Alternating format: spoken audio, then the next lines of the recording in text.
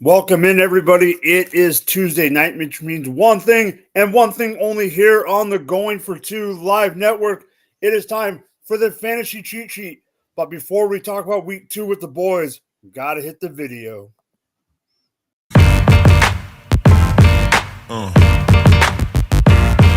Yeah. Yeah.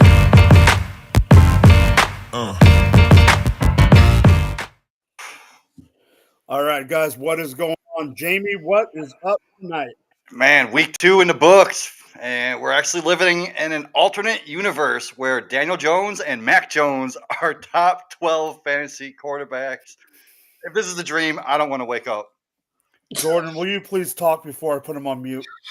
Yeah, man. Week 2 was a lot better to me than week 1, so I'm riding a little high. I'm looking forward to talking about it with you guys as we look ahead to week 3 as well. Raul. Same here. Good to see y'all. Week 2 in the books. A lot more higher scores, couple more touchdowns, some injuries that we'll touch on. A lot of great content ahead here on the cheat sheet. All right, so let's just get right to it. Unlike last week, I am not forgetting to do the news right off the jump. I was too excited to get into Monday Night Football. Well, we'll talk about Monday Night Football in a non-exciting second game later, but let's get into the news. We'll talk about a few things, and then we will get going. All right, so story time. I've already told the guys, and I have to vent because if I have to talk about this again, I'm going to vent again.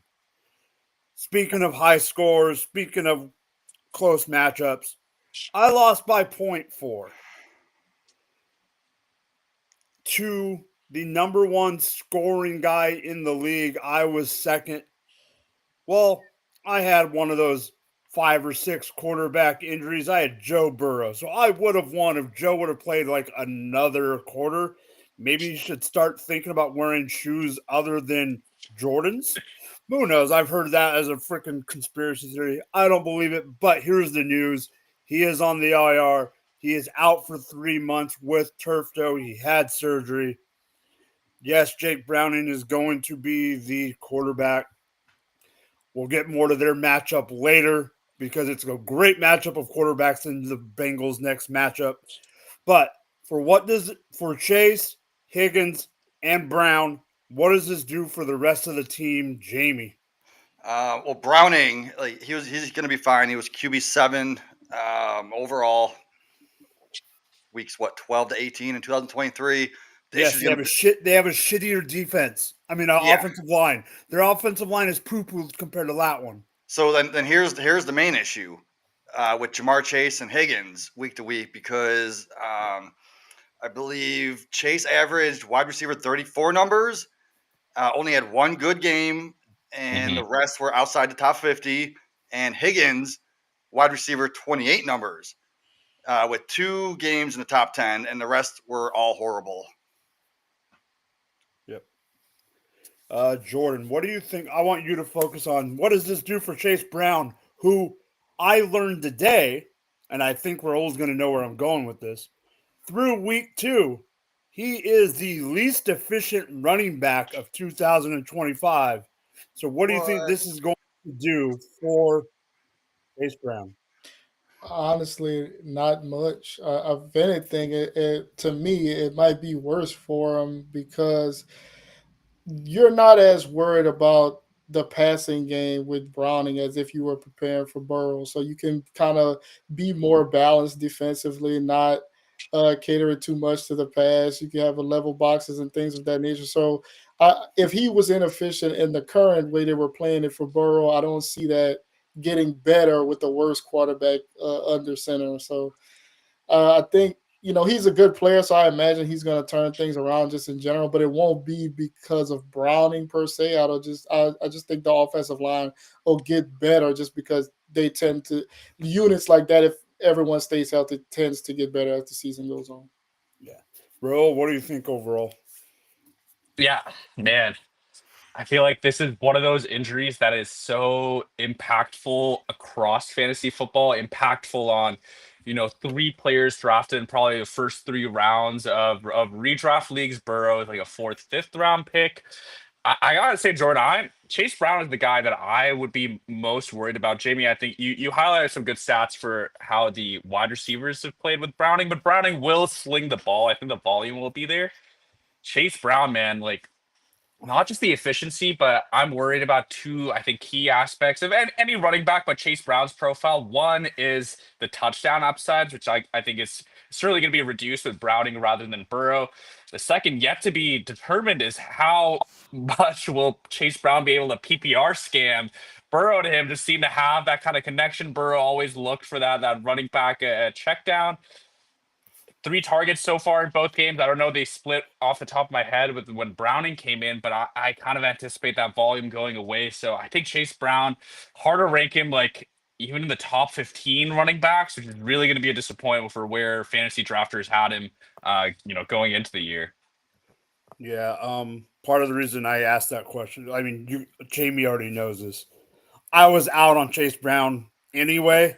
So this just makes me a guy that me and Jamie both know by the lovely name of Taco. Argued with me all summer long that Chase Brown was going to be the thing. He wrote articles about him being the thing, and I argued with him all summer. So not because of the injury, but like when I saw the efficiency thing today, it made me think of when Jamie was all on Rachaad White, and I was like, "Come on!" So this just makes me feel like like you both said, Chase Brown is going to be probably hurt the most, and unfortunate for the Bengals not having the O line that they did a couple years ago.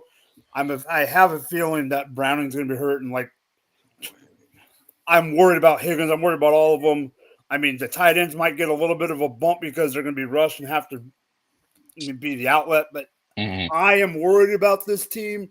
I got guys at work that are worried about this team I'm worried about this team overall. A team that I had hopes going further in the playoffs this year.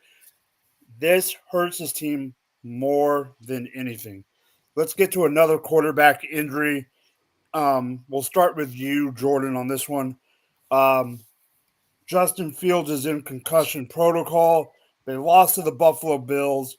Brees didn't have a good of a week as week 1. Do you believe he's going to play? And overall, what does this do to this team in general, sir? So, typically when a guy gets a concussion on Sunday, I pretty much feel like they're not going to play that very next week. Most likely they'll miss 1 game for sure. So I don't anticipate him playing.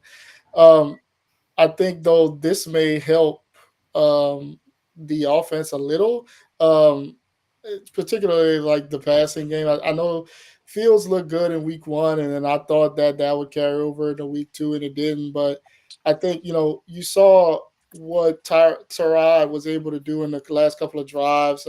Wilson had more yards with him in that last, however long, I don't even know how long it was, but compared to the whole rest of the game that he had with Fields, I think that'll open up some things for the passing game overall. And I think Brees won't have to worry about the quarterback stealing any red zone touchdowns in that game. Braylon Allen still will be there, but he won't have to worry about the quarterback as well. So one less threat for that. But overall, I think the offense may look a little better this week. Raul, what do you think about this? Yeah, man. The first thought I really had was, damn, is the Steelers D It's really bad. it's really bad because just the way that, I think we went into this matchup seeing, the production for the Jets in the first game and then how the Bills were gashed on the ground by Lamar Jackson and Derrick Henry. We thought this was going to be a rushing explosion. I think Ed Oliver, defensive tackle, was He also was out. out. Yeah. So I was like hitting all those like Brees rushing overs, and it was like immediately back to the But I think, like, to what Jordan said, Tyrod Taylor might be able to run a more balanced NFL style offense than what Justin Fields is capable of. Of course, like the swings, the high upside plays, the explosive plays might be reduced. Most likely will be reduced, but we might get a little more consistency on drive to drive from Tyrod Taylor, even if it's just for a week. You know, the Jets are incentivized to see what they have in Justin Fields, so I have no doubt that he'll be back in as soon as he's available. But it will be curious to see how they go this Sunday. All right, Jamie, what does this do for the quarterback situation? But I have a specific question because where you live. Is Tyrod Taylor a bump up or a bump down for your boy Garrett Wilson? It's probably got to be a bump up. So I don't think it's going to affect the offense negatively. Like Jordan mentioned, it might actually help it a little bit with Tyrod Taylor stepping in. But the issue is, like, if Fields can get a starting rollback if Tyrod Taylor starts winning games. If he's only out 1 week, it doesn't matter what happens. I think he'll get his job back. Now, if he's out multiple weeks, maybe then there may be questions. But only one game, even if they win 45-10, I think Fields would come back and be the starter. Yeah. All I'm gonna say on this one, being the host, I'm just gonna push it off to you guys. Brees Hall, get in the damn end zone, please. Please. Please get in the end zone, Brees. I need it bad. I need it bad. All right, so we have two more injuries we're going to talk about, then we'll get into the show. This one, we'll start with you, Raul. Questionable as of now. Jaden Daniels is dealing with a PCL sprain. They are playing the Raiders in week 3. So if he does not play, it is the good old boy from Oregon, Marcus Mariota, who would be the starting quarterback. Raul, without getting too much into the running back situations, we will talk about that shortly. What do you think this does, and what do you think is going to happen? Man, for the sake of my teams, I hope Jaden Daniels plays. Daniels himself, if he does play, you got to be a little worried that the rushing production comes down. The last game wasn't too spectacular, but I honestly think your Packers, Jordan, might just have like that legit defense that's gonna, sit everyone again that you can against the Packers. So if he does play, you still have to knock him. If he doesn't, Marcus Mariota, as far as backup QBs go, there could be worse options for an NFL team to run. Not optimistic for Terry getting his bounce back in week 3 if it's Marcus Mariota. Debo, he kind of has like that short area target on lock. He'll get the volume. He's they get him involved in so many different ways. But man, it's week 3 and we're talking some of these names that we're talking, man, already it just got me in a bad mood. But hope Jaden can come through. It doesn't at least from some of the injuries we've heard, Jaden does not sound like he's been ruled out yet. There's still a chance that he could play. So fingers crossed there. Yeah, I heard that too. Jordan, what do you think this does? And question, if he does play, what does this do to his rushing ability, and what does this do to the passing game? Like Raul said, I think his upside in the rushing category is going to be limited. They're not going to push it. I think he's going to be hesitant to do it as well. Some of those runs, he may slide earlier, may not even opt to run at all, may throw it away. So I think that caps. And it all depends on how healthy he'll really be. Only he knows that. But I don't anticipate him kind of going all out with some of the runs like he normally does. The passing game, I think if he's there and playing, I think that'll be fine. Unless he's getting super pressured, then we may have some problems. But otherwise, I feel like if he's good to go, I think the passing game will be fine. But you're just gonna have to deal with the fact that he probably won't run as much. All right. So the last piece of injury news before we get into it, the meat and potatoes of the show, as I like to say, Austin Eckler done with a torn Achilles. I have a feeling this might be bigger than out for the season. Not to speculate, but just at his age, this is definitely a bummer. He is definitely out for the season. Tore his Achilles on Thursday night against Jordan's Green Bay Packers. A lot to unpack here because they traded Brian Robinson Jr. away to the 49ers. Then this happens. They got Bill. They got that week, Chris Rodriguez was a healthy scratch. So, Jamie, yes, we needed to talk about this, but you were adamant about talking about this, so I'm letting you have the floor for a couple seconds. Go, sir. Yeah, I'm just gonna say this is gonna give Mr. Bill a few more opportunities throughout the game, but don't think Chris Rodriguez is gonna step in and get into that Eckler role. That's not who that guy is. So go get Jeremy McNichols. McNichols is gonna get those vacated targets. Sneaky ad. Let's go Jordan, and then we'll get to the rest of it.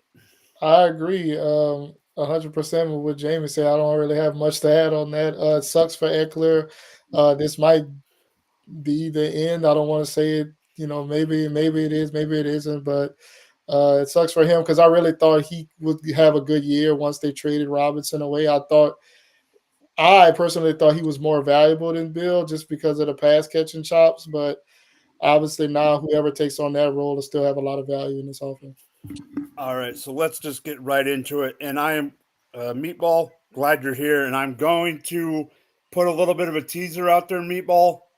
This might be the show that we talk the most about your New York Giants in probably the entire 2025 season. Good and bad. Let's get right into it. Jamie, I think I know where I want to go with this. Yes. So there were two games last night. Tampa Bay Buccaneers beat the Houston Texans, and the San Diego Chargers. Yes, the San Diego Chargers beat the Las Vegas Raiders. In the second game. So before we get into the takes, I really have to ask this question about Monday Night Football doubleheaders. For this question is for Jamie and Jordan, not for Raul. Did you guys watch any of the second game? I know Jamie's answer. Jordan, actually, I know Jamie because Jamie stays up till 1 a.m. Jordan, did you watch the second game? So this is what happened. I fell asleep midway through Bucks Texans, woke up at the end, and then went on the sofa, fell asleep again, and missed a lot of Raiders charges, but woke up and saw Gino throw a bunch of picks at the end and did lose. So I watched bits and pieces of both games because that second game, man, it got over at like past midnight. Yeah. I'm going to say this. There has to be an in-between, but I hated when they started one at 4:30 and one at 5 or 5:15, and I'm like, this is the worst. So I like this better, but I understand being on the West Coast, like it works out for us, but I get it. So let's get right into it. Jamie, I agree with this 1,000%. Each of us has a take. We kind of picked one from one of the two games. Jamie, what do you want to talk about? Just Baker Mayfield, man, is a straight up dog. He finished the game with 2 touchdowns, and when the pressure was on, he stayed calm and collective at the end of the game. Like he drove that ball downfield in that 2-minute drill, and even like added that nice run, and he flipped over that guy. Like this guy doesn't play scared. Like he's a baller through and through, for real. But it's not just his play; it's his attitude. He lifts everyone up around him. He's fun to be around, a real locker room spark, and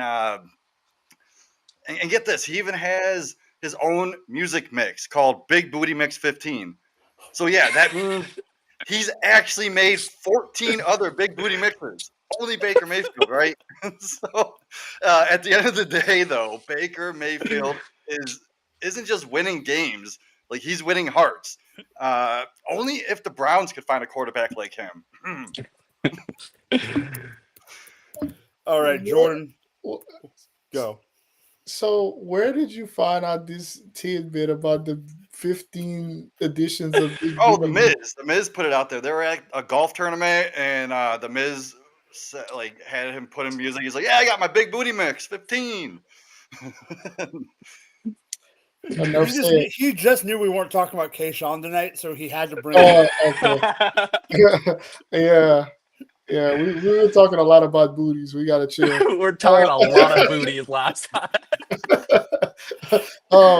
So am I going into my take? Because it's kind of like the complete opposite of. So Jamie talked about Baker being a dog, which he is.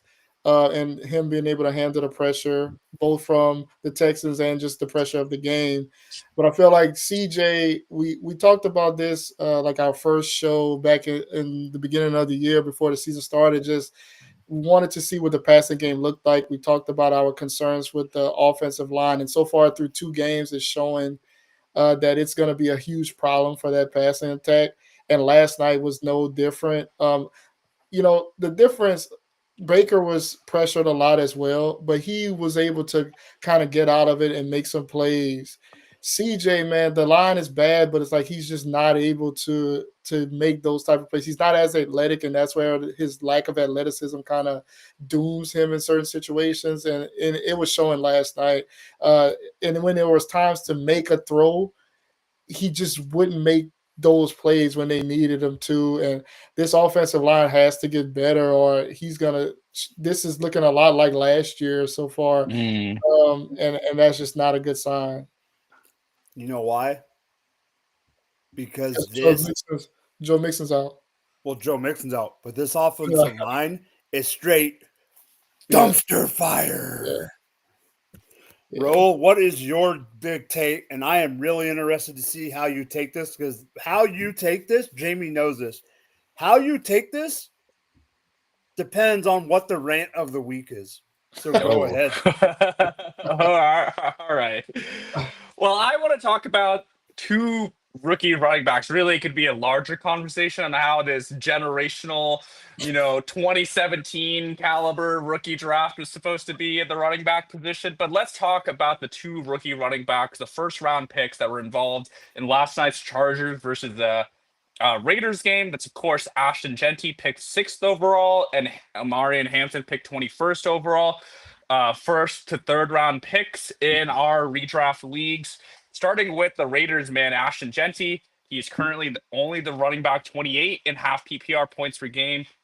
Week 2, only 11 attempts. He had 4 targets, which is definitely a positive we want to see. But what we do not want to see, maybe this is verging into rant of the week territory, Mike, but we do not want to see our boy being subbed out for Zamir White and Dylan Lobby.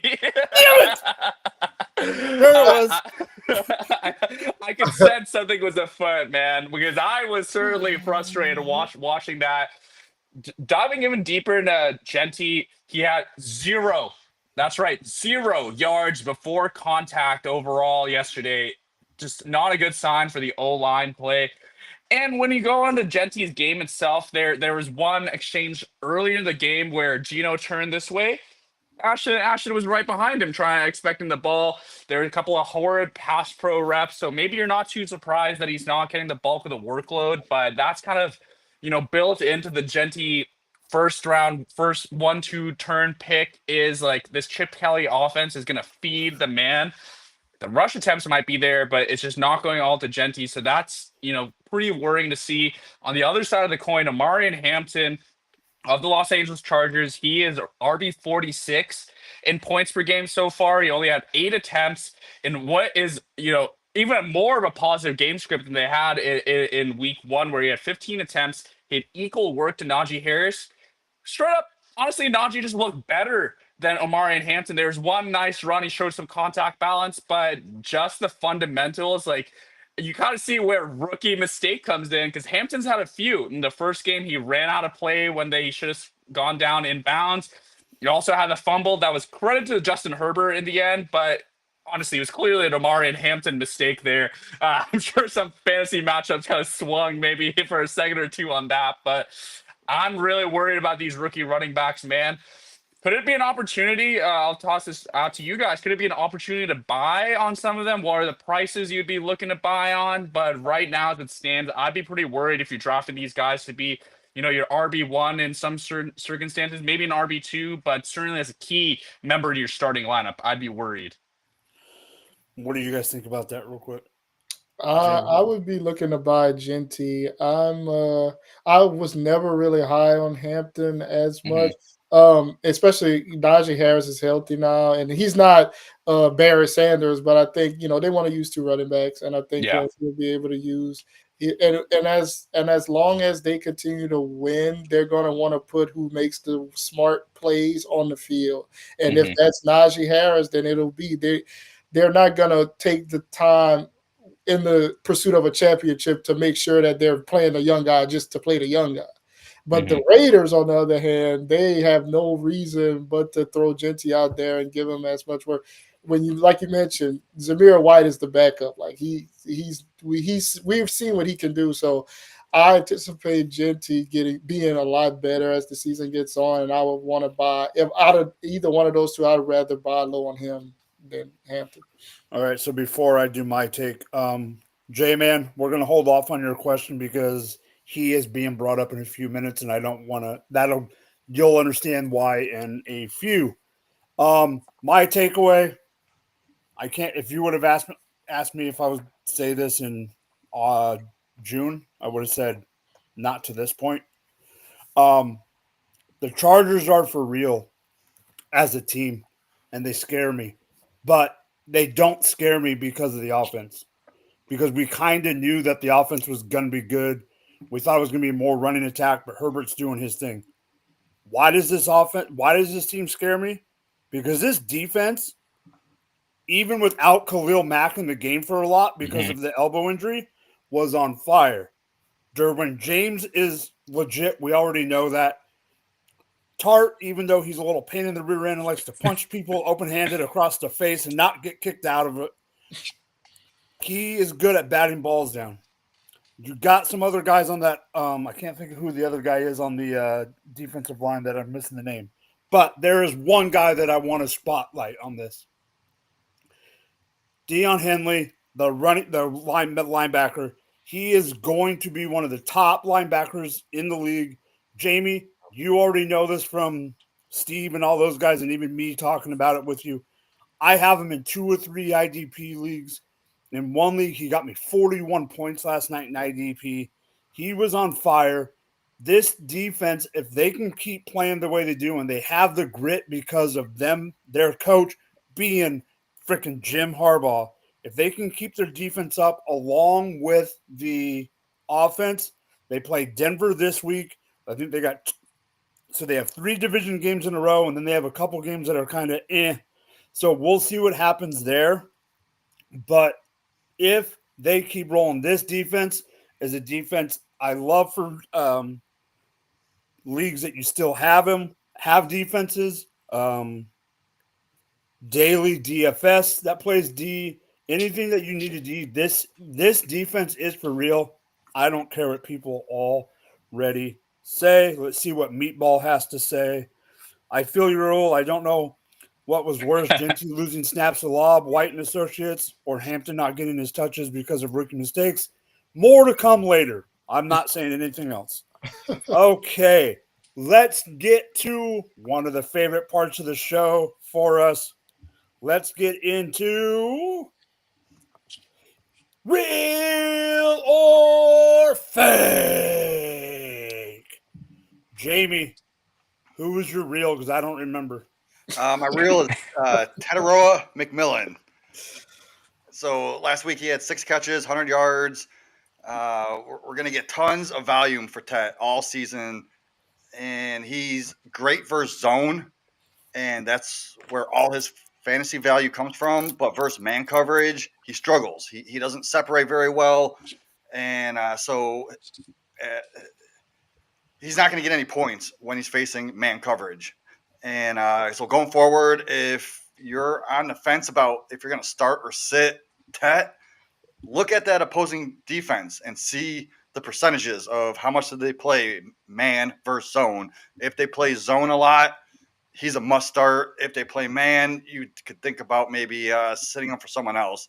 But this game, 6 yards, 6 catches, 100 yards, we're going to see a lot of that and some touchdowns coming. Jordan, what do you think about Mr. Tet? I agree, man. Definitely the real deal. The Panthers are going to be trailing a lot of games. They're going to be throwing a lot. Bryce Young looked decent in the garbage time comeback. Threw for a bunch of yards, and Ted is the clear number 1 guy. So yeah, definitely we could see that a performance like that happening again. And honestly, Raul predicted it. I think it was for week one or for Yeah, week it was one. week yeah, one. and I feel like he was just 1 week short, but he had it all along. So I definitely see it happening again. All right, he's really wide receiver 1, 2, and 3 on that team. But Jamie, you want to talk about another wide receiver in the same division on a different team for your fake. So take it away. Yeah, so my fake this week is going to be Drake London. The Falcons this week, they leaned on the run a lot. Mhm. So the passing volume was very low, but London still led the team in receiving yards. And he saw 4 targets, caught 3 of 49. What was that? 7.9 fantasy points. Penix only attempted 21 passes when Bijan had 22 carries and Algier Yeah. had 16. So they dominated the workload. The passing volume will increase in the future games. So like London's target share is always going to be elite. Week one, I think he had 15 targets, 35% target share. Week two, he had 4 targets, which is still 19%. Not bad, but that's not what we want to see. So don't overreact to Drake London's game. London is set for big games ahead. So don't give up on him just after one fake performance. Raul. Yeah, completely agree with you, Jamie. And honestly, it's like if you want to get Drake London on your team, do it this week before they play a team that you had just mentioned in your reel. Before they play the Carolina Panthers, an extremely softy one against which last year, Week 18, with Michael Penix at quarterback, Drake London had 187 yards and 2 receiving touchdowns on 10 catches, 18 targets, right? This is very much the anomaly in the Penix London games so far that we've seen with the passing volume. Jamie, you touched on it there with the running game. They just had so much success, nearly 40 rush attempts between the two lead backs. Something that the Falcons coaching staff spoke about in the build up to week two. They were very disappointed with how the run game looked in week one and like made it a point to establish the run, got a lot of early success. It turned into like that kind of grimy defensive battle after a few series back and forth. Kind of makes sense that I think the game script ended up that way. But yeah, Drake London, if this is a priority target for me this week because I foresee a massive boom game coming up in week 3 against the Carolina Panthers. All right. Jordan. So this is where Mike, this is where you need to listen. Man, this is where you need to listen because Jordan, we have talked, and this is why I put my name down for this one.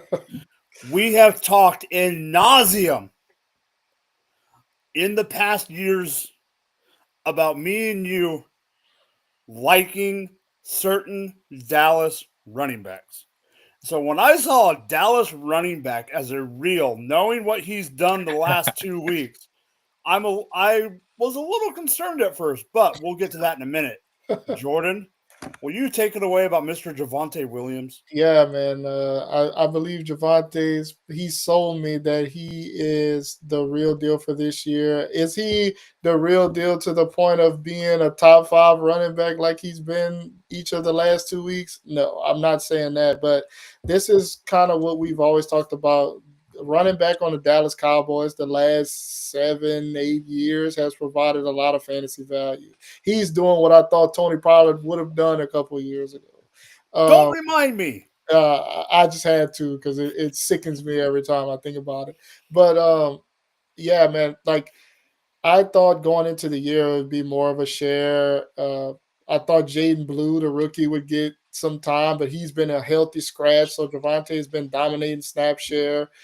He's played over 70% of snaps in both games. He had 15 carries in the first game, 18 last week. The thing that was really big for him last week was he had 7 targets, 6 catches. Obviously, that was a shootout against the Giants, so they were throwing the ball a lot more. But they are using him a lot in the red zone. They're looking to run the ball for scores. This is killing me as a Dak owner, but they're definitely looking to run the ball a lot more than I thought they were going to.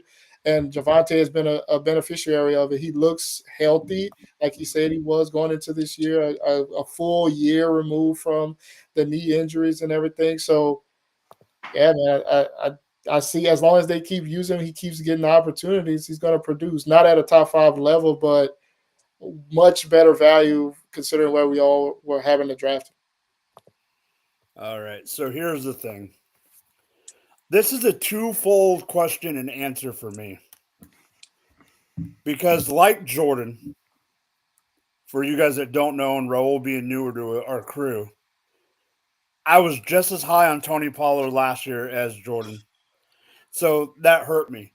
But Jamie, do you remember what running back not on in a Cowboy jersey last year I was also very high on? Oh, I can't remember, but yeah. Jordan. Who else was I that was not a Cowboy, but I was very high on last year? Wait, oh, what is Javante? It was Javante. Yeah. So now we have a twofold where I got hurt by freaking Javante. Yeah. And I said I was never going to be back in on Javante. And then he goes to the Dallas Cowboys, who I was in on last year, and I love the offense. So then I didn't know what to do, and I was in a conundrum all summer. My rosters say I was out on Javante. Jordan, you're 100% right, and it hurts me to say that. I believe that he is proving that can be sufficient as a running back. Is he going to be top 5 like you said? Absolutely not. Did anybody draft him thinking they're a top 5? No. And if they did, it was probably Jamie Perot because he does that kind of thing. He still thinks Roschon Johnson is going to be a top 5 back in 2025. So, yes, it is a real performance. Yes, I am buying him if I can. To me, it's a buy. But if I can sell him high, but it would have to be high and get a really, really good offer, I am doing it. But I'm not just selling him to sell him. That is not what I'm doing. Yeah, you got to look at his schedule too, though. His schedule is pretty good the next few games, but then after that, from week 7 all the way to 17, it's going to be brutal. It is going to be tough. Maybe if you could use them for the next few weeks and then sell them, that's what I would recommend. All right, Jordan. So for the second week in a row, you stole my fake. So prove or just go for it because I already know where you're going with this. Okay, 2 guys from the same team each had 2 targets, and one of them scored 2 touchdowns. The other scored 1 touchdown. And I'm talking about the rest of the Ravens ancillary receivers, D-Hop and Devontae Walker. Both of them are fakes. D-Hop has scored a touchdown each of the last 2 weeks, but his snap share was like 18% on Sunday, so you can't bank on that. They're not getting enough opportunities for any of this to be sustainable. You don't know where the production is going to come from besides Zay Flowers in that passing game on a weekly basis. So Mark Andrews has become a 0 in the passing game. Isaiah likely should be coming back soon, so he's going to be used, I assume. Rashad Bateman is still there, so you can't trust any of these guys, especially with the little amount of snaps that they're playing. I just don't, and the opportunities just aren't there. They're fake. I don't see that happening again. Yeah, Jamie, I saw that grin on your face when he brought up the targets. So will you talk about this passing game because I know how you feel. Yeah, well, like D-Hop. Well, let me start with Tez. Tez is just a flash in the pan. I'm not anywhere near. I don't even want him on my taxi squad. Not interested in him.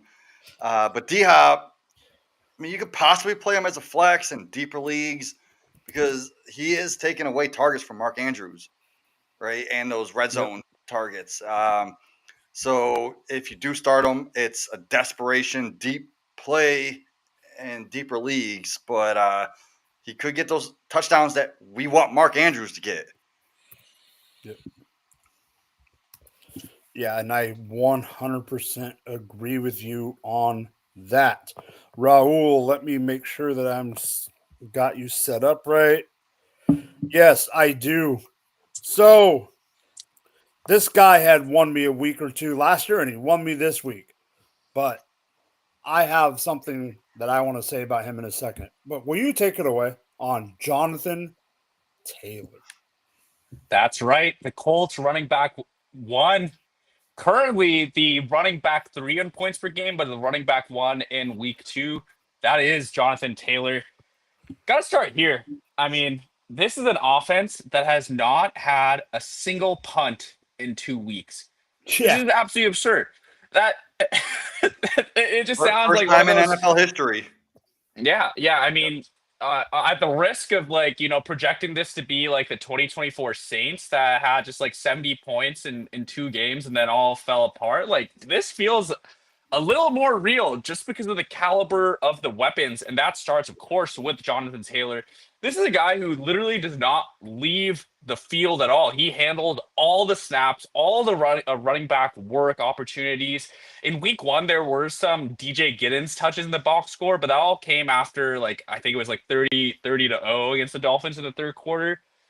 He got 5 catches through 2 games. 5 catches, not too many, but honestly, if Anthony Richardson had been the quarterback and that's how we were kind of doing our rankings for a long part of the summer, that could be 0 through 2 weeks, just the way that AR plays versus Daniel Jones, who's more, just better suited at running an NFL offense, which at the end of the day, that's, for all the theoretical upside, they need to win games on the NFL, in the NFL, right? And that's where I think Jonathan Taylor, as this team just has more consistent drives, I don't expect, this punt record to continue, but as they are able to run more plays, I think Taylor will be the biggest beneficiary. I think this guy is locked in as an elite running back 1 for the foreseeable future. I do think this is a real from Jonathan Taylor. All right, Jamie, you privately messaged me this morning and said, Mike, please put me down for Jonathan Taylor. You got your wish. You better make it worth it. Yeah, so Jonathan Taylor, like you mentioned, won you games last year, this year. He won me a championship last year. Yep. Like as soon as his high ankle sprain cleared up, it usually takes about 2 months to fully heal. He was a must start. He won people championships. Last week, though, I had him ranked as my RB4 in my top 5 last week. And I argued with someone on a podcast that said he was a must sit. I'm like, what are you thinking? Like, this dude's going to get the volume. This offense is running through Jonathan Taylor and Tyler Warren. So, like, he's a must start every week. You can't sit him. Like, this week, I have him a little bit lower, but he's still in my top 10. I'm expecting at least 18 points, so you can pencil him for like 20 carries, a couple targets, some yards through the air, and a touchdown every single week. So locked in, top 10 all year, and it might just be the magic of Indiana Jones. We got a new nickname, boys. No, he will always be Danny Two Nickels. All right, Raul. For your fake, you have. Oh, Meatball, you better still be here because he is talking about the one and only Russell Wilson. I'm feeling real dangerous with this one. How do you fade a man who threw for 450 yards, 3 touchdowns? Well, let me tell you this. They played the Cowboys defense, man. Bottom 5 in EPA per play so far, which, goes back to that Micah Parsons stat that I brought up in our week 0 kind of show, where Cowboys over the span since Parsons was drafted was 2nd bottom in the league in EPA conceded per play. I think it's, again, I said about the Steelers, but I think this says more, the performance says more about the Cowboys D. I feel, I'm happy for Russ. I think a lot of people, myself included, were coming for him after that week 1. We were like, Jackson Dart is even going to start like as early as week 2. He probably bought himself a few more weeks, but then when I look at the schedule that's coming up, it's only got one easy game in the next 6, and that's against the Saints. Otherwise, they play the Chiefs, the Chargers, the Broncos, and the Eagles twice over the next 6. So I think this is as good as this is going to get. Neighbors is going to get his. Wandale, I do think Wandale is a bit of a flash in the pan. Some of his usage was interesting compared to the normal short, targets that he gets to a couple of deep bombs. That was very interesting to see. But as far as Russell Wilson goes, it's not a quarterback that I would have anywhere near my lineups. If you have him somehow sitting in your dynasty benches in your super flex leagues, maybe see what you can get for him if people are going to buy that this was a real performance. But in my eyes, this is completely fake. I do not trust this to be a high flying passing offense. No questions asked. Jordan, do you have any quick thoughts about this? No, I agree. I mean, Russ has shown, even with the Steelers, that, he had a couple of games and then it went back to what we expected. So, the Giants are the Giants.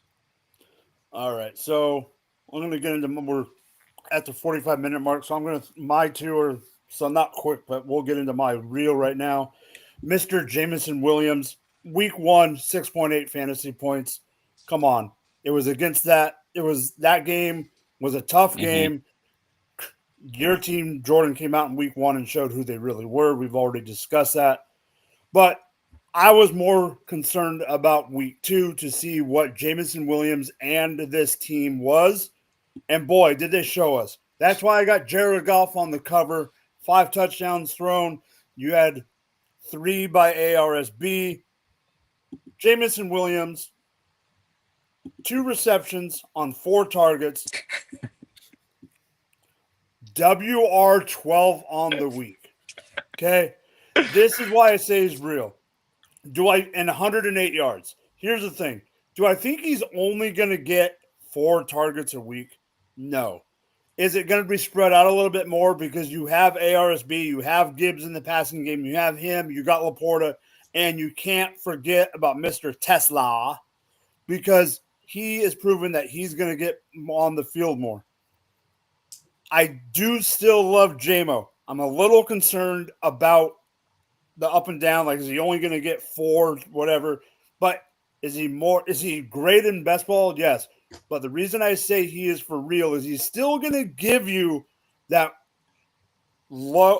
top end weak WR2 range player, but you have to be prepared for a couple of those weeks where you might get a clunker, and that's the only thing that concerns me. But those weeks that he does perform, watch out because that's where you're going to get those high scores, and I wouldn't doubt if there's games where he gets 6 or 7 on 9 targets and ends up with 150 and 2. Jordan, why am I right?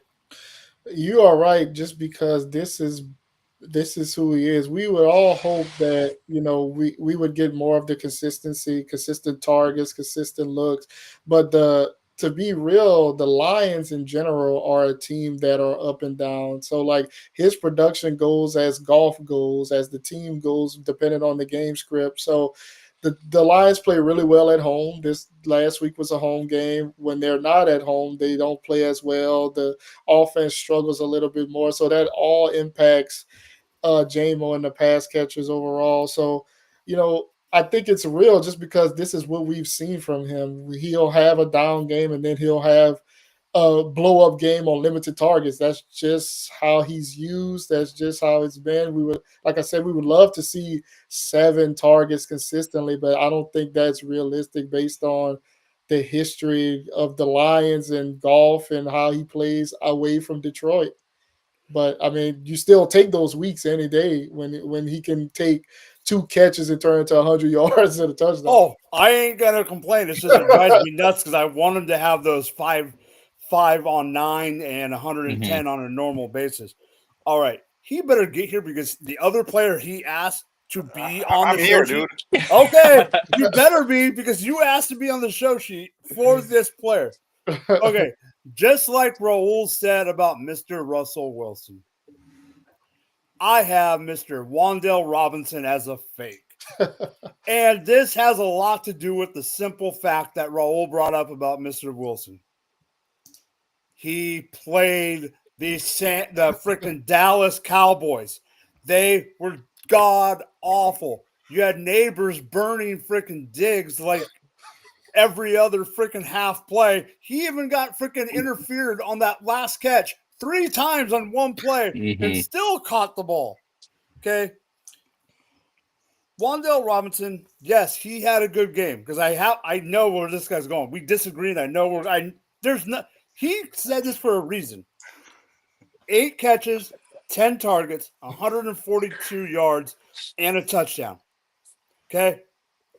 28.2 points in full PPR, WR5 on the week.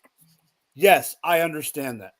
In week 1, he had 6 catches on 8 targets, 55 yards, no touchdowns, and ended up on the week 34 ranked wide receiver. Okay. He's more of a, you know how I feel, both of you do on the right. He's more of a gadget guy. Yes, you have Russell Wilson, but he is not going to get a touchdown every week. Not saying any wide receiver will. But if you take that out, you would have dropped to 22.2, which is fine. But I also don't think he's going to get 8 catches every week. He's not going to end up WR3 in the league, fine. But he's not going to end up this high ever again this year, in my opinion. And the way they were playing the quarterback position, I wanted to bring this up, and I'm glad I was hoping you didn't, and you didn't, Raul. One thing that drove me crazy about watching this game is for part of that game, they were acting like I'm just going to put in a different quarterback every other freaking play. Yeah. And I have a feeling that this is a sign to come. And if they lose more games, I have a weird feeling because there's these rumors that Brian Dable wants Jackson Dart and others in the league, and the upper brass doesn't. The sooner that Jackson Dart gets in the lineup, I think the sooner Wan'Dale goes down in rank. So, Jamie, take it away because me and you mainly disagree on this show, so take it. Well, we're going to agree to disagree in a way because I'm not sure this is a fake because I don't think we're, like you said, we're not going to see this again. I think we might see this again because he's seen 8 targets in week 1, 10 targets in week 2. He's currently a top 10 wide receiver on the season. So, yeah, in that sense, he is a fake. But he had back-to-back games, both with a 25% target share. So I can still see enough volume for him on a weekly basis to be at least a flex play, like you mentioned. Without the touchdown, yeah, he's not going to hit that again. But if he does get a touchdown, I could see him hitting that again. But after the numbers he put up the past couple of weeks, what's to say they don't keep feeding him the ball over and over again? So Malik Neighbors 30.8 target share. Yeah, but 25% target share. I know. I'm just saying. I mean, 25% target share is not that bad, dude. No. All right, let's get into the host topic. So it is time for Jamie's matchup mania. Thursday night football, Dolphins at Bills. Jamie, take it away. All right, I'll try to keep this quick. So the Bills 2-0, strong start. And let's see, the Dolphins are 0-2, rough start. So Buffalo, I believe the last I checked, Buffalo is minus 12.5 point favorite. The over-under is 49.5. Historically, the Bills have won many of the recent matchups. So I'm predicting the final score to be Buffalo 33, Miami 17. So that means the Bills will cover the spread at 12.5. The total points for the 49.5 looks possible to me. It could be a tight game. Let's see, for fantasy, I see Josh Allen as a must start. Top 3, I have him at number 1. Give him a rushing touchdown and all the yards. Tua, I'm only starting him in super flex. I have him at 28 quarterback overall this week. So if you're desperate, I guess you could throw him in there. Devon A-Chain, it could be a game script that may force more passing than running. So I only see like 10 to 12 carries, 5 to 6 catches, 80 to 90 total yards, maybe a touchdown. So at minimum, that's 13 fantasy points, but he could hit that 20, and I have him in my top 5, so I expect a touchdown. And James Cook, again, 15, 16 carries, 4 to 5 catches, 70 to 100 yards, maybe a touchdown. So that's like 14 to 20 points. I also have him in my top 5, so I'm giving him a touchdown. Both running backs must start, both top 5 for me. Jalen Waddle, 7 catches, 80 yards, maybe. If he doesn't get that touchdown, that's 15 points, still a decent start. But if he does get that touchdown, that puts him in that 20-point range. Tyreek Hill, 8 catches, 90-plus yards. That's 17 points right there. And if he gets that touchdown, that puts him, 23, 24 points. Both are must-starts, I think. But here's the thing. Khalil Shakur, 5 to 7 catches, 60 to 80 yards. That's only, 12 at minimum, and then 15. So if you have someone better to start, maybe you could start them. And then Keon Coleman. I think Keon Coleman gets a touchdown this week. Right now I have him in my top 30, but if he does get that touchdown, that could jump him up. So I'm giving him 6 catches, 70 to 80 yards with a good chance of a touchdown. Kincaid, I don't know what we're doing with Kincaid. 3 to 4 catches, 30 yards. That's 6 points. He's outside my top 20 tight ends. Find another option at tight end. So that's all for the fantasy relevant players. What do you guys see? All right, so let me take this away. Let me take over this real quick so I can run this. Okay, let's go real quick. Raul and Jordan on this question. I'm going to pop up on the screen real quick. I think I know the answer. Trade Ladd and Booty for Josh Allen and Kincaid. I want the Allen and Kincaid side, Raul. Well, is this single quarterback or? I'm assuming it's single. It's got to be single. Yeah. Yeah. I mean, Allen and Ladd probably drafted next to each other. I don't know if too much is. I guess Ladd right now is the wide receiver 3 on his own team, but yeah, give me the Allen side. I'm more confident in backfilling wide receiver points than at QB points. So yeah, I'd rather take the Allen side here. Jordan. Yeah, I was hesitant, but yeah, you can't really pass up on Superman like that. So yeah, I'd probably just go with that. I don't really like Kincaid. I don't see him doing much. I think Ladd and Booty are more productive, but Josh Allen, you gotta go for it. All right, so let's get into this next one. I just want to make sure I have it right. All right, so it is time for our rolls. So for rolls, boom.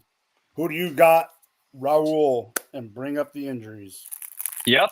I'm going for a Vikings bounce back this week against the Cincinnati Bengals. I guess trend so far for the boom matchups is whoever's playing against Cincy, because I called T-Law last week, but I am looking forward to, my God, the QB matchup of our dreams, Carson Wentz versus Jake Browning. But here's what I'm thinking is Kevin O'Connell, who in the past has got Joshua Dobbs and Nick Mullins going. I foresee a bounce back in this past game, especially 2 games of the Vikings having only 20 and 21 pass attempts each. I think that's going to bounce back. Not saying Carson Wentz off the couch is going to be anything remarkable, but I like to think that they're going to trust him to sling the ball just a little bit more against what is going to be a pretty soft defense. So I think Justin Jefferson is going to get fed. Should be bouncing back after games of 4 and 3 catches, respectively. The one I'm really excited about, this is related to a second injury. Aaron Jones to the IR will miss a minimum of 4 games with a hamstring injury. I think Jordan Mason's in the running for top 12 running back in this time. We've seen him get some volume. Of course, the game script kind of moved away from Jordan Mason in the last one, only 9 rush attempts, a few targets.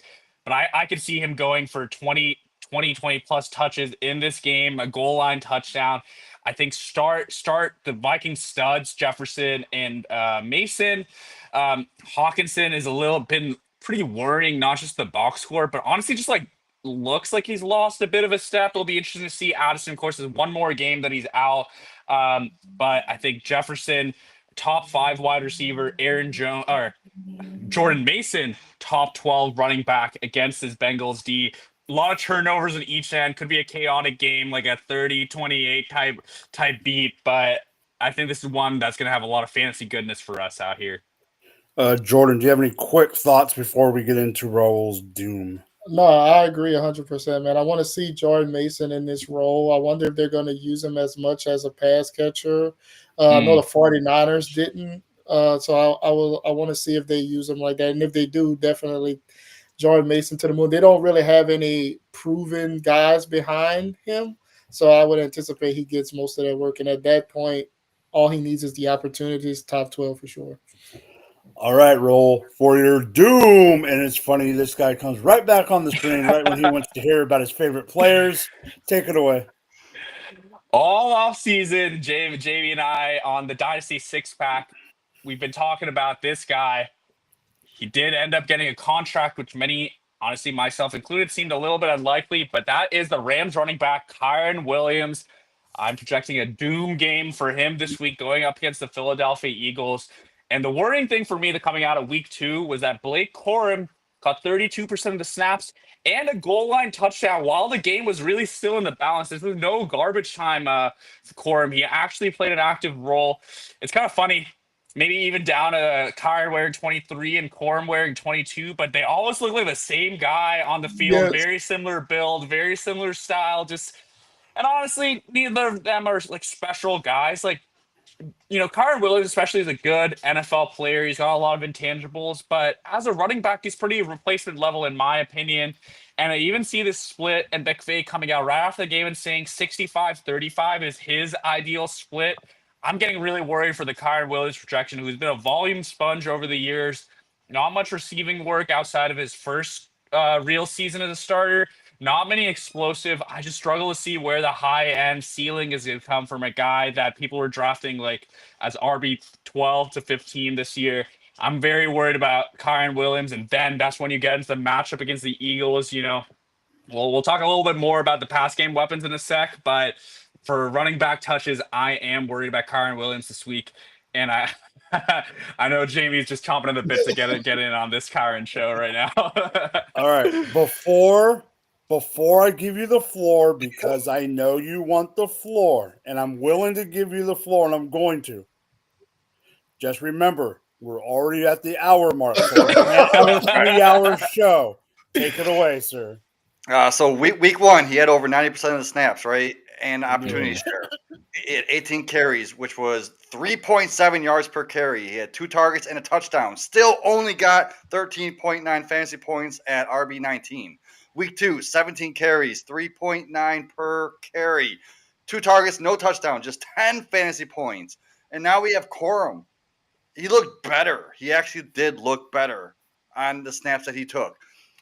Kyren is inefficient, volume-based, not putting up fantasy points compared to where we drafted him. So unless he scores multiple touchdowns, which will happen once in a while, not often, but he's not producing, and he could be considered a bench player. Like, so far, he's only averaging 0.61 points per opportunity. That puts him at RB 39 in efficiency. Like, imagine if McVay actually had a truly good running back in this offense. And now with McVay saying there could be a split, and what are we going to go see going forward? Like, this is what we're going to see with Kyren all season. It's going to be a pain in the booty for lineups. There was no need for that. There was no need at all. There was none. We're saying this every week now. All right. So before we go to yours, Jordan, I want to bring this up real quick. Let's just answer this real quick. We'll go around the horn. Jamie, let's do it. Let's just go real quick on this one. I'll bring it up right now. Full PPR, would you trade A.J. Brown for Pickens and Jalen Warren? I guess, yeah. If you need a running back. He says he needs an RB2. Yeah, I would. His RBs currently are Derrick Henry, Hampton, and Tracy.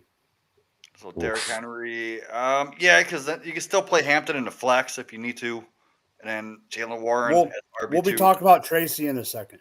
Mhm. What I Jordan? do it, yeah, I'm worried about AJ Brown. I'll do it. I mean, it seems like it's so low on AJ Brown, but you got to do it if you need a running back.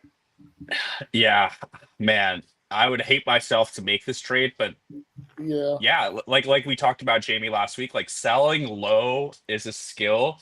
Mhm. Still got 8 targets, only 27 yards, and the Eagles are 2-0, right? Like they've gone up against 2 matchups against offenses that you would expect to score points and been able to get the result.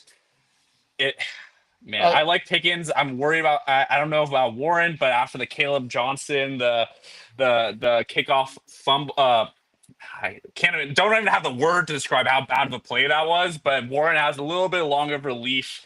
If you need that extra running back, and it seems like from your lineup you might. I think All right, I guess it also depends on your record. If you're 2-0, maybe Yeah. don't rush to trade AJ Brown yet. Maybe. Maybe if you're worried about it, wait till he has a good game and then try to see what you get. Because you don't need the help right now if you're undefeated. Now, if you're 0-2, maybe that's a little different. And just as an example, I'm starting Jalen Warren over Tony Pollard in my home league. So you have a lot of faith in Warren this week. And going forward, yeah, until we see Caleb step up. Hold off on that thought. About him stepping up. Jordan, we just talked about AJ Brown. You want to talk about this game, but in a different way. So, what is in your crystal ball? So I'm going to try to bounce back from a horrible prediction last week with Yeah. that was like the worst. And like one of my friends, when I was telling him about this before the games, he was like, "That's not going to happen." Sure enough, it didn't happen. But anyway, like Raul talked about with the running game, I think it's going to be tough sledding for those guys this week against the Eagles defense. But I think the passing game is where the Rams are going to see success. And I think for the second straight week, the Ram receivers, Devontae Adams and Puka are going to be top 10 receivers together. Like the Eagles' defense is not the same as the dominant defense we saw last year, specifically in the playoffs. And I think the Rams are going to be able to. They can be had through the air. Quinyon Mitchell is the only cornerback that they trust right now that's been playing well. So they're like Devontae Adams put up numbers last week against L'Jarius Sneed, kind of shadowing him all over the field. So if he could do it, then they'll be able to kind of get some things going through there against the Eagles. I see that being a successful. I'm not going to predict them to win. I think it's going to be a high-scoring game, though. But I do think though the receivers are gonna shine in this one. All right, Raul, any quick thoughts about that? Because I know you were kind of going to go there, but you didn't. Yeah. I mean, I think Puka is as automatic as it comes these days. Like, honestly, he might be wide receiver 2 right now after the Burrow injury, dropping Chase down, and what we've seen from Puka. I mean, really, the Rams might have a new goal line back in town, and his name is Devontae Adams, who's had 5 end zone targets through 2 games. Man, like the expected fantasy points model must be just off the charts for him. Last year in 2 games against the Rams, Puka averaged over 100 yards. Cup had 60 yards in each of those games, so I could easily see Puka at 100 yards, Devontae with 60 plus and a touchdown, just given his usage. I can see both of them being wide receiver 1s this week, Jordan. All right, so let's get into the rant of the week. And yes, Raul kind of said a couple little things, that one big thing that I was going to say, but I am going to go there anyway. I had a backup plan, but while you guys were talking, I was kind of bringing up my numbers. So I'm going to go a little bit big picture on this, and I'm going to start off slow and then move up to the actual rant. Let's go back to the beginning of the show. Raul brought up the Chargers rookie and the Raiders rookie in Genty and in Hampton. Here's the thing. This whole rant, even if I bring up a name that is not a rookie, this entire rant is going to center around rookies by the end of it. Okay? So be aware of that for everyone listening. Raul, you brought up right when I had a look on my face the fact that they're bringing in guys named Dylan Lobby and Zamir White. Correct? That's absolutely right. Here is the worst part. In week 1, Ashton Genty, 85.5 snap percentage. In week 2, I got to go back on camera so I can see your guys' face. The poor man was at 56.9% for Ashton Genty. Are you freaking kidding me? It doesn't get better. It gets worse, gentlemen. Because here you go. Omarion Hampton, 80.6% week 1 snap percentage. Jim Harbaugh, did you hit your head? 61.8%. Oh, I forgot you have Greg Roman as your freaking OC. No wonder. Okay. Then you go to a team called the New York Giants. This is what you're supposed to do. Tyrone Tracy in week 1 had 72.6 and ended up with 41.5 this week in week 2. Cam Scatterboo, 11.3% and then 50.8%. Okay. These rookies need to be on the field more. Cam Scatterboo, proving it, going from 11 to 50. He even got the goal line carries down at the end. He got the touchdown. Why the hell is Ashton Genty not on the goddamn field when it needs to be? Pete Carroll, did you leave the goddamn senior center? You need to go back to your rocking chair and sit there. Did you want to say something real quick, Jamie? Yeah, it's Pete Carroll's. He's at the age that males usually aren't living anymore, and it's that dementia. It's buffering in his head. Oh, don't worry. And Chip Kelly, go back to college where you belong. You didn't do good with you sucked with the Niners. You sucked with the Eagles. You go back to college, okay? Freaking when out of this group, when Brian Dable is doing the best job, we have a problem. Because Brian Dable needs to just be at a freaking Whataburger or a Waffle House and just eating like freaking. He needs to do the Waffle House challenge, just eat pancakes all night. Okay, but here's the problem, boys. This was just a setup. This was just a setup in my freaking rant of the week. Because my rant of the week has nothing to do with Ashton Genty. It has nothing to do with freaking Omarion Hampton. It has nothing to do with Cam Scatterboo. Jamie from My Talks in the Summer knows exactly what this is about. Let me pull up the number so I get the number right. A veteran had 66.2 in week 1 and 65.5 in week 2. The rookie on his team had 33.8% in week 1 and only 29.1% in week 2. I'm going to bring you guys back up on camera. I said this was a good hire in the offseason. Mike Vrabel, you're a freaking idiot. Travion Henderson needs to be on the goddamn field more, not Ramondre Stevenson. I don't give a crap if he makes rookie mistakes. Well, third round, whatever they picked him at, this deserves him to be on the field. He is talented. Put him on the goddamn field. These rookies that are top picks, like you brought up earlier, Raul, you don't spend a 6th overall pick in the NFL draft to have the guy in the freaking lineup all he was. Dable needs to be eating Waffle House, and you got freaking Chip Kelly doing this crap.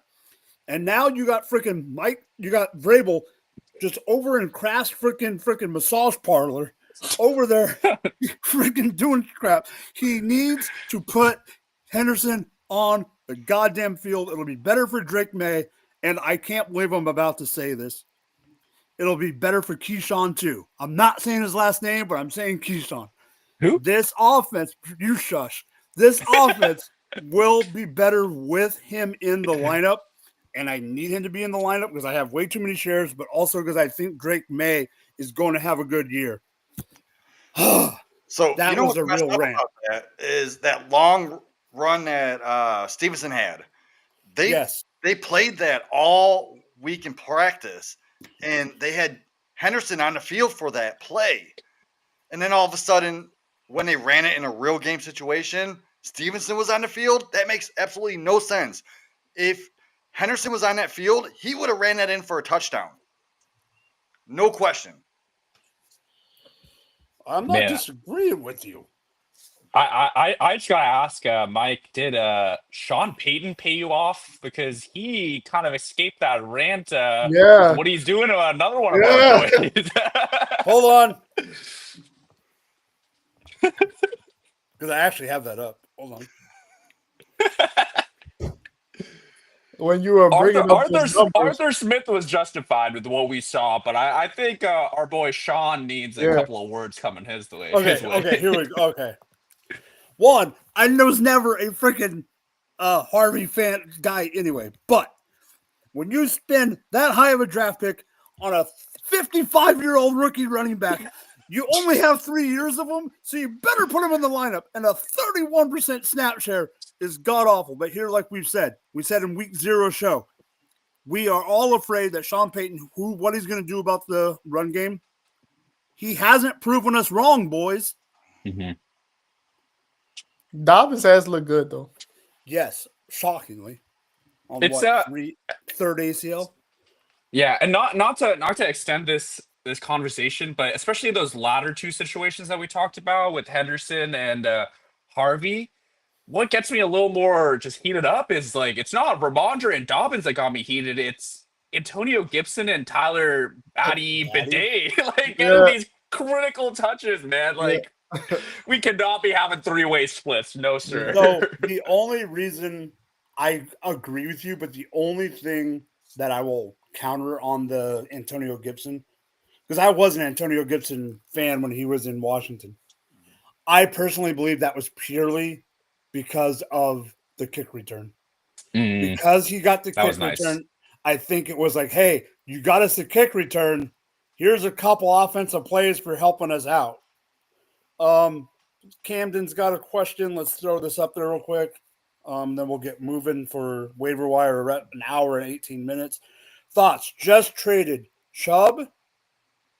I'm going to go to the format first. 12-team, half PPR. I just traded Chubb, Waddle, Kittle, and Mahomes.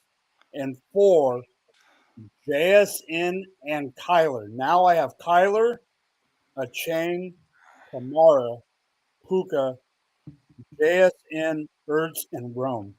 So I like that trade for now. You're obviously getting Kyler. I think he's similar to Mahomes, Mm-hmm. and you're upgrading from Waddle to JSN. But when Kittle comes back, that's going to be an issue because you have Ertz. What happens when Sanat takes over for Ertz or Ertz gets hurt? Then you're going to be scouring the waiver for a tight end. So I don't hate it. I don't hate it either, but I guess the Kittle part of it is what I mean. We are hoping he's only out for 4 games, and if he comes back, then this is going to be not good. It's not a good trade. Low a little bit. Yeah, but I do think, to Camden's credit, got by far the best player, I think, in this deal. I think JSN looks very real with the volume he's commanding, back-to-back 100-yard games, like locked in as a low-end wide receiver 1. I think that's the only way you probably get from Chubb. Like, Mahomes, Kyler, give me Mahomes, but pretty much to a wash, I would say, value-wise. Chubb plus Waddle to JSN, it's easy JSN. You probably had to toss in that little bit of Kittle just to get that deal done. So I always take the best player in the deal, especially when it looks like just reading the lineup, it's only a 1 flex. Our man Kyle in there with the extra knowledge. That's what I love about Kyle, man. He thinks about all this stuff. But Go pick up Jatavian Sanders, right? As your backup tight end. I guess that's the thing, Jamie. Like, yeah, it's gonna look tough in a few weeks, but tight end is that one. You know, in a redraft league, you probably can scour the waivers and get a guy that's like replacement level that gets you week to week. So, getting JSN wide receiver 1, I think I'm fine with it, honestly. Or if All right. Fannon's out there, go get Fannon. Here we Jawan go. Johnson, even. Juwan Jawan. Johnson's probably already gone, but yeah, go get him. All those kind of guys. Let's do the ad read real quick, and then we'll get through waiver wire and get on out.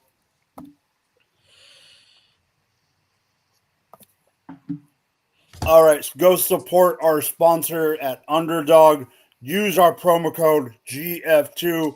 Best ball is over, but if you did play best ball, 79.8% likelihood you were playing in a league with Jamie. Go do over-unders on every major sport, including MMA, boxing. I even did a couple during the fight, the Canelo fight. Baseball, basketball's coming soon. Hockey's back up coming next month. Use the promo code GF2 and you get up to $1,000 in bonus bucks. You can even go and use that on, I think they also have Kyle's CFL. They don't have curling, Kyle, but Squid has a question once I get this QR code down. We also need to know if it's a start 7, 8, 9, 10, 11, 12. That's going to make a huge difference. Should I trade CMC for McBride, Evans, and DK? PPR format and my current running back room is CMC, Kamara, Henry, and Gainwell. Gainwell, huh? Well, who's your tight end? One at start. I love Start 8. Squid that you threw in Gainwell there. That's literally his only. I guess that's. Oh, no, in a start 8, you don't do this trade. You don't trade 3 starters for 1. What you want to do in a start 8 is trade 3 of your depth pieces for 1 good piece. So I'm going to say no. What is it? Is there a tight end that you need to start? Yeah, no. This just says 3 wide receiver, 2 flex. So you don't even need to start a tight end. Oh, he has Njoku. It says tight end is Njoku. So no, you don't need to do this. Keep CMC.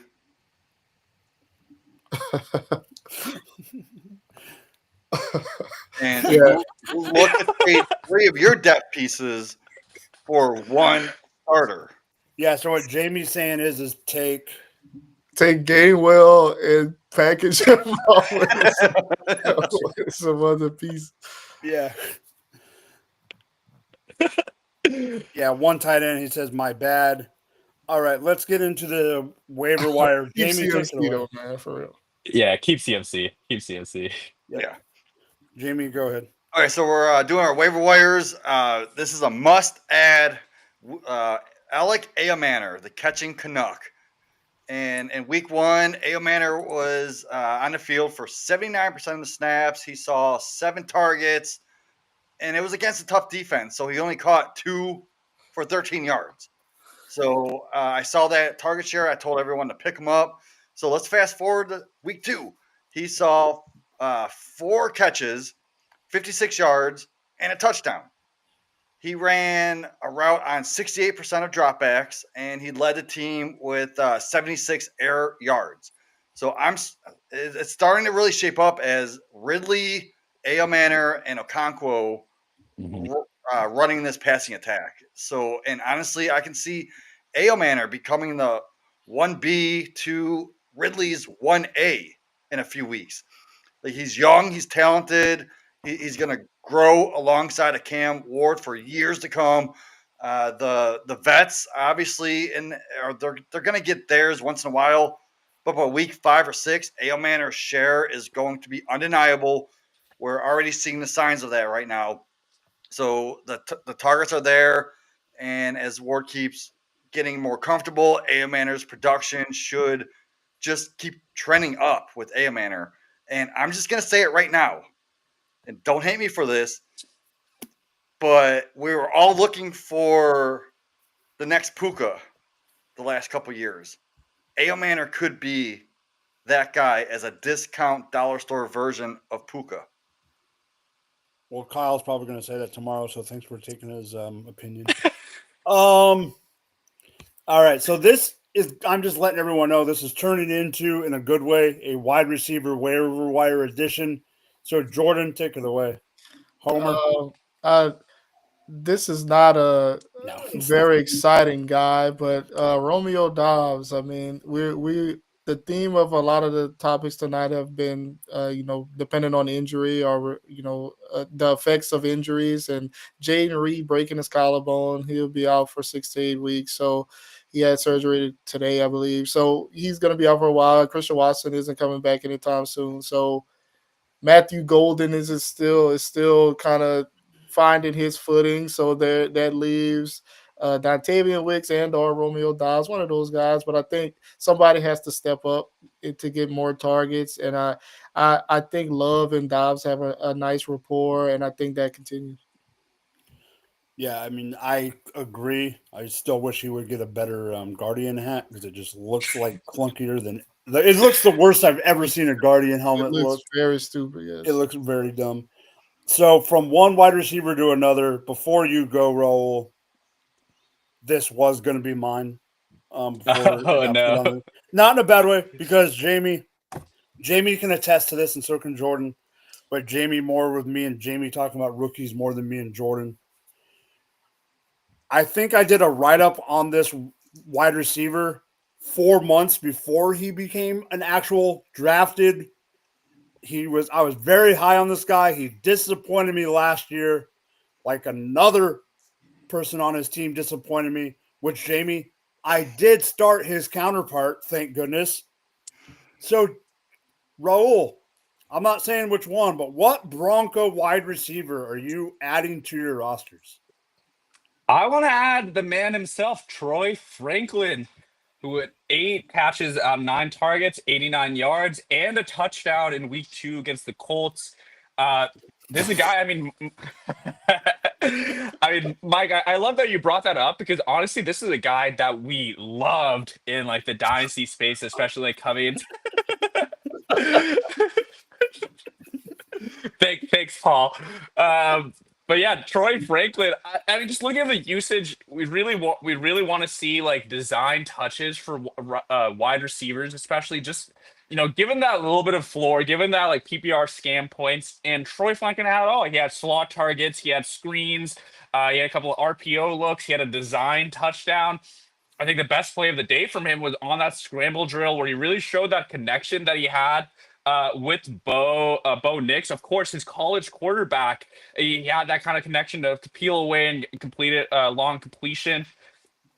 Is Troy Franklin ready to be a weekly starter? I don't think just jam into your lineups yet, but this is a guy that could have that upside if he establishes himself as the wide receiver 2 on the Denver Broncos. We're kind of flirting with Marvin Mims, full-time player in preseason, and Sean Payne was like, psych, that's not a thing actually. So could be Troy Franklin. I think pick him up this week and just see how the usage pans out. But he has a lot of upside with his college profile. He was very good in a lot of the metrics, very good on film.